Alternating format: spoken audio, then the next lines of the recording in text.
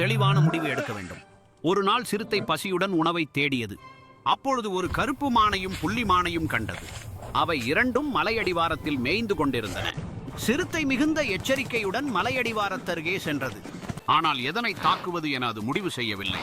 அதே நேரத்தில் சிறுத்தையை பார்த்த மான்கள் இரண்டும் வேகமாக ஓடின. பிறகு அவை இரண்டும் ஒரு இடத்தில் இடது வலது பாதைகளில் ஓடின. சிறுத்தை அந்த இடத்துக்கு வந்தது. எதை துரத்தலாம் என்று தயங்கி நின்றது.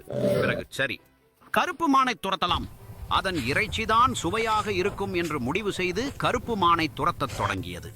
ஆனால் அதற்குள் அது தொலைதூரம் ஓடிப்போய்விட்டது. உடனே சிறுத்தை, அது வேகமாக ஓடக்கூடிய மான், அதை பிடிக்க முடியாது, பசி வேறு அதிகமாகிவிட்டது. சரி, புள்ளிமானை பிடிக்கலாம் என்று தீர்மானித்து மற்ற பாதையில் ஓடியது. ஆனால் புள்ளிமான் எப்போதோ பஞ்சாய் பறந்து விட்டிருந்தது. முக்கியமான நேரத்தில் முக்கியமான முடிவை விரைவாக எடுக்க வேண்டும். இது போன்ற கதைகள் கேட்க ஜெரால்ட் சபிதா சேனல் சப்ஸ்கிரைப் பண்ணுங்க பிள்ளைகளே.